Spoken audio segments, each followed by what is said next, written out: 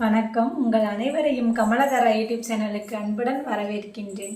இன்னைக்கு நான் உங்ககிட்ட ஒரு ஆன்மீகமான சம்பந்தமான விஷயத்தை தான் பகிர்ந்துக்க போகிறேன். என்ன அப்படின்னா, பண்டரிபுரத்தில் நடந்த ஒரு சம்பவம். என்ன அப்படின்னா, நரஹரி சோழனார் ஒரு சிவபக்தர் இருந்தார். அவர் ஒரு பொற்கொள்ளர், அதாவது தங்கம் வேலையெல்லாம் வேலைப்பாடுகள்லாம் செய்யக்கூடியவர்.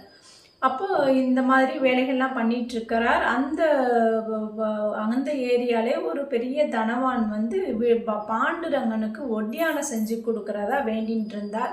அவருடைய வேண்டுதலும் நிறைவேறியதா. அதனால அந்த ஒட்டியானம் செஞ்சு கொடுக்கணும்னு பொற்கொள்ளரை தேடிட்டு இருக்கும்போது நரஹரி சோனாருங்கிறவர் தான் நல்லா பண்ணுவார் அப்படிங்கிற விஷயம் அவருக்கு தெரியுது.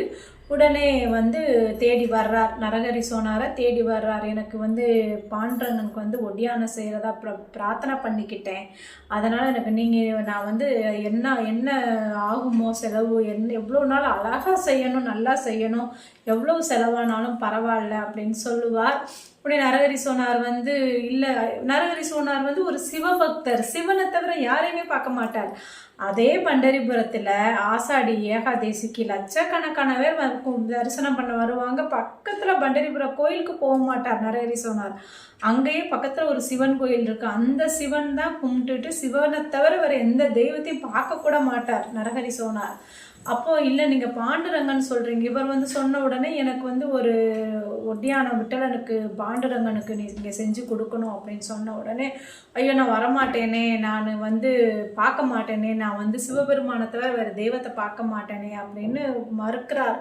அப்புறமா ஒரு வழியாக பேசி சரி அப்படின்னு வர்றதுக்கு சம்மதம் பண்ணி, ஆனால் கண்ணை கட்டிட்டு தான் அளவெடுப்பேன் அப்படின்ட்டார். அப்புறம் பார்த்தீங்கன்னா அழகா சரின்னு பண்டரிபுரம் கோயிலுக்குள்ளே வர கண்ணை கட்டிக்கிட்டார். கண்ணை கட்டிக்கிட்டு அப்படியே கையிலேயே தடவும் போது அளவெடுக்கிறார். அளவெடுத்தா அது சிவலிங்கம் மாதிரி தெரியுது இவருக்கு கைக்கு. என்னடா அப்படின்னு சரின்னு முதலெல்லாம் அந்த மாதிரி முதல்ல ஒரு அளவு கைக்கே எடுக்கிறார், ஒரு அளவு எடுத்துக்கிட்டார். அழகா கரெக்டாக அவர் கண்ணாலே எல்லாமே கணிச்சிருவார். அதாவது அந்த கை வச்சு என்ன அவர் அந்த ஸ்பரிசம் பண்ணுறாரோ அதை வச்சே எல்லாமே அவ்வளோ திறமையான ஒரு பொருட்கள்ல. அப்புறம் சரின்னு அளவு கரெக்டாக எடுத்து கண்ணை கட்டினாலும் அளவு கரெக்டாக எடுக்கிறார். அப்புறம் போய் செய்கிறார். அப்புறம் கொண்டு அதை சாத்தும் போது பார்த்தீங்கன்னா கொஞ்சம் பெருசாகுது, அளவு பத்தலை. என்னடா நம்ம கரெக்டாக தானே அளவு எடுத்தோம் அப்படின்னு திருப்பி அளவு எடுக்கிறார். திருப்பியும் சரியாக வரல. அப்புறம் 3வது வாட்டியும் செஞ்சுட்டு திருப்பியும் சரியாக வரல. இதே மாதிரியே தான் வந்துக்கிட்டு இருக்கு. அப்புறம் என்ன செய்கிறது அப்படின்னு இவருக்கு ஒன்றுமே புரியலை. அப்போ 3வது வாட்டி நல்லா அளவு எடுக்கும்போது அந்த தடவுறார் சிவலிங்கம் மாதிரியே தெரியுது. அப்படி சிவலிங்கம் அவருடைய கையில் ஸ்பரிசம் பண்ணும்போது லிங்கமாய் தெரியுது. ஏன்னா இவர் அதியந்த சிவபக்தர் இல்லையா. உடனே சிவபெருமானா அப்படின்னு கண்ணை திறந்து பார்த்தா விட்டலானா தெரிகிறார்.